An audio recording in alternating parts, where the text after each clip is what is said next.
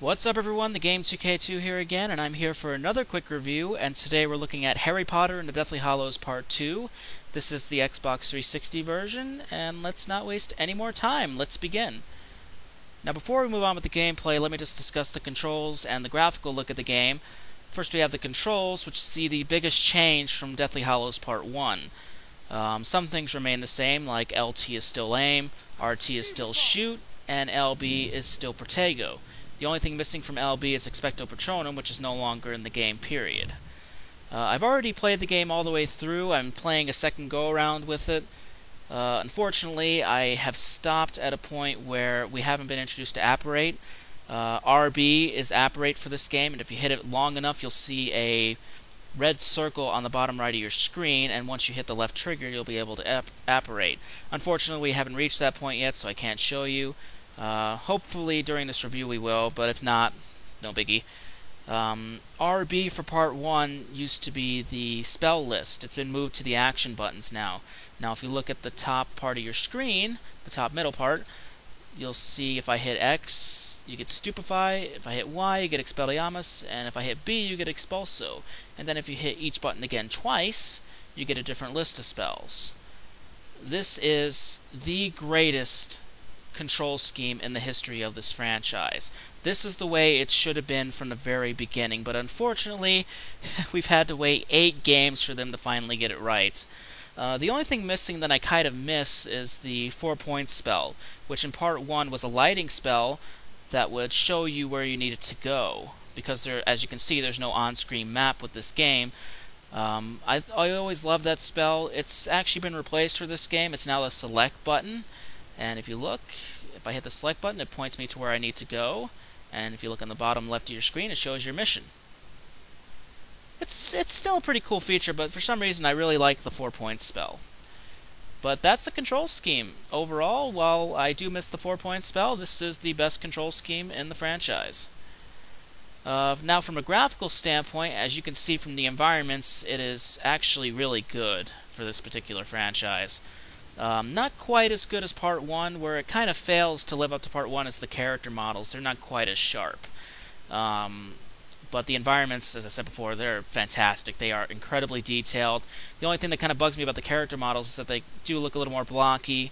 The character models, not particularly Harry. Harry acts fine, but the character models around you are kind of fidgety, kind of have frame rate issues. But that's really about it. Besides that, it's still a solid-looking game, and compared to the rest of the games in this franchise, it really is above par. And okay, let's get started with the gameplay.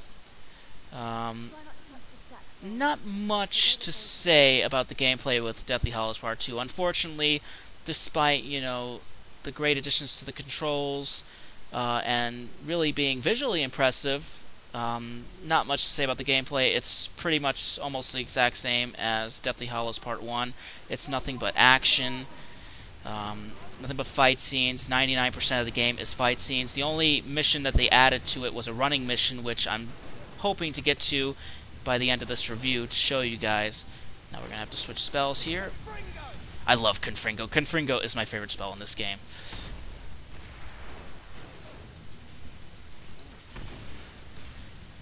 Okay, we'll have to hit him one more time.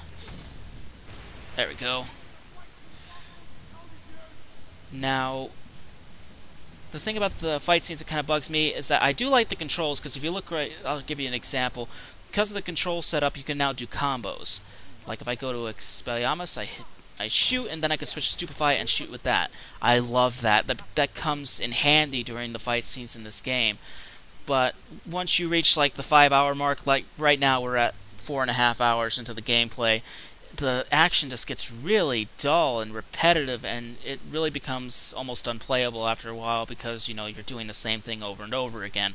But the running mission, which I'm going to show you, is the best mission in the game. It's one of the best missions I think I've ever played this year in games, period. This white swirly thing, this is the checkpoints in the game. Once you reach that, you reach another part of the story.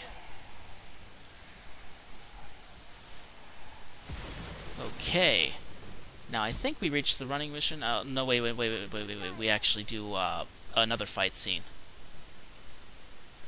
Okay. Shouldn't take too long. Let's just expulse so it gets things done a little faster. Or Confringo, I mean. I love that spell. That spell is so awesome.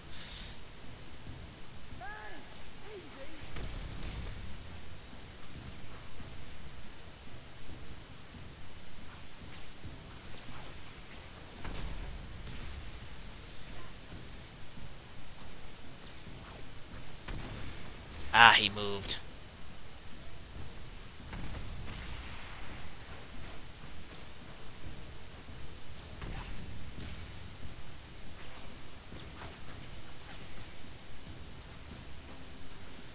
Okay.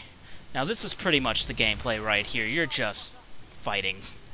You know, that's really the big problem with the game.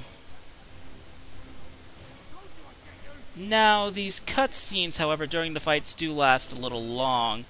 They could have really shortened them up, but considering the fact that there's not much of a gameplay, I kind of understand that part a little bit. Okay, now let's get started here. Okay, let's see if we can get through this fast so I can show you the running mission. Ah! He moved.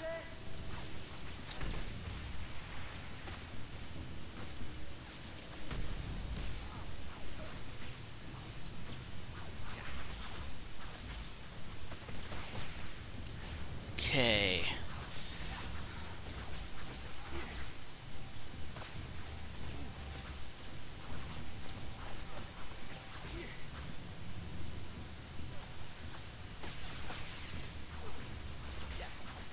Alright. Sorry for the long pauses here, but these missions do take a while, and I do have a little trouble playing the game and talking at the same time. Still trying to get used to that. Okay, come on. Go down. Okay, I think we finally reached that point. I can show you guys the running mission. Okay, the white, there it is. Alright.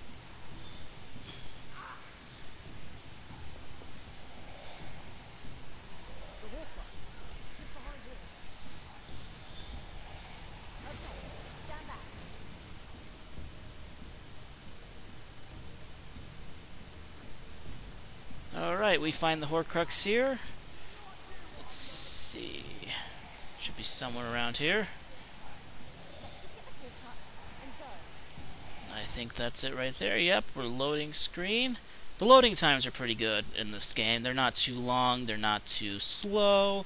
Depending on the scene, they can get a little longer, but it's still not bad.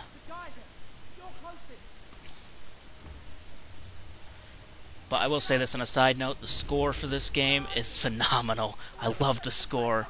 It's one of the best scores I've heard from video games, period. Alright, now this is the running mission. It's a front angle mission, as you can see right here. Really cool mission. I mean, you can just see the graphical look of this mission is amazing. Now, the objective here is to hit the objects to make sure you can get them out of your way. The only part of the game where you didn't have to do this was the very first one with Hermione, when you're running from the water in the Chamber of Secrets. Which, by the way, you get to play as other characters in this game. You get to play as Neville, you get to play as Professor McGonagall, and you get to play as Hermione, which is a nice addition. Okay. Let's see if we can get past this in one try. Usually I can't. It's taken me a couple tries, even playing it for the second time.